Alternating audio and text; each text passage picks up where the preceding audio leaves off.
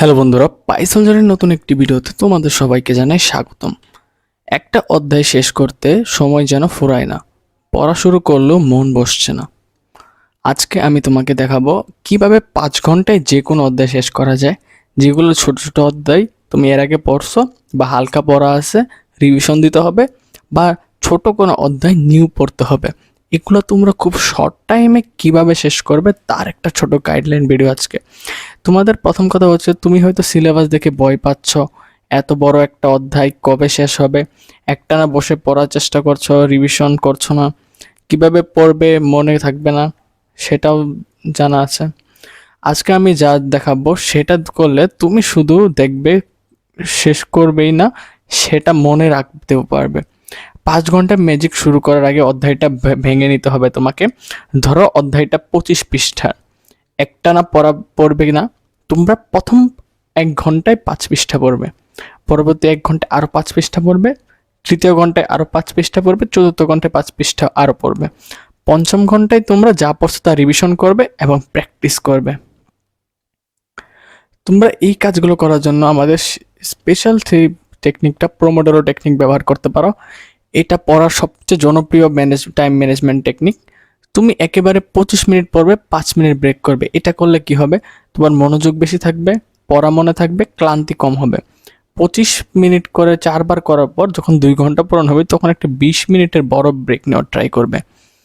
Passive reading মনে পড়ে যায়, কিন্তু অ্যাক্টিভ রিকল মনে হলে নিজেকে প্রশ্ন করো, যেমন এই টপিকটা মূল পয়েন্ট কি, তারপর বলবো যে কি কি শিখলাম।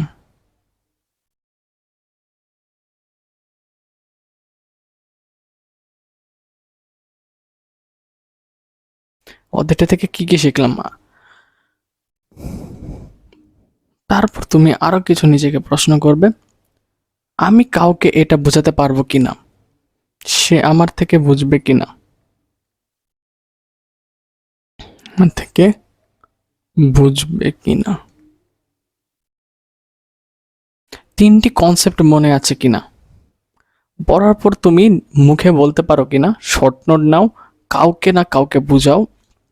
এইগুলো তোমাকে অনেক অনেক হেল্প করবে। এভাবে পড়লে ভাইয়া তোমাদের পড়াটা মনোযোগ দিয়ে হবে, পড়াশোনা ভালো হবে, মনে থাকবে অনেক দিন। পরবর্তীটা হচ্ছে, তোমাকে পড়ার সময় ভিজুয়াল হেল্প নিতে পারো। তুমি তুমি হয় প্রতি মাইক্রো ইউনিটের জন্য একটি করে মেমোরি ম্যাপ বানাও। কিভাবে করব, মাঝখানে টপিক পড়বে, চারদিকে পয়েন্ট করবে, তারিখ, সূত্র, ঘটনা, আইকন বা ড্রয়িং বা কালার দিয়ে তুমি সেইটাকে ভিজুয়ালাইজ করবা, যাতে তোমার দেখেই মনে থাকে।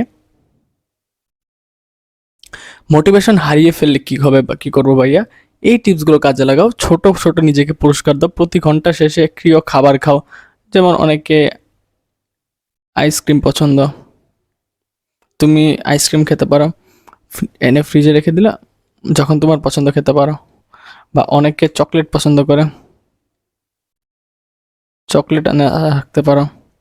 বা তুমি চাইলে তোমার বইয়ের মাঝখানেও কিছু রাখতে পারো। তুমি তোমার বইয়ের মাঝখানে 5 পেজ পর চকলেট রেখে দাও, এগুলা করতে পারো। পড়ার জায়গা নিয়মিত পরিবর্তন করো মাঝে মাঝে, তাহলে পড়ার মনোযোগ বেশি থাকে। পড়ার পরে 5 মিনিট গান বা ভিডিও দেখো।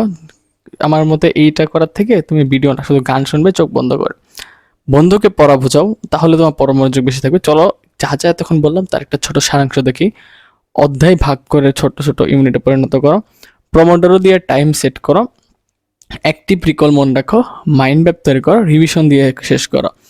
আজ থেকে একটা অধ্যায় বেছে নাও, এই নিয়ম পড়ো, আর কমেন্টে জানাও কেমন ফল পেলে। এই ভিডিওটি তোমার উপকারে এলে একটা লাইক করে দাও, বন্ধুর সাথে শেয়ার করে দাও, আর এমন ভিডিও আরও পেতে আমাদের চ্যানেলটি সাবস্ক্রাইব করে দাও, বেল আইকনটা বাজিয়ে দাও। পরের ভিডিওতে দেখা হবে। Until then, study smart.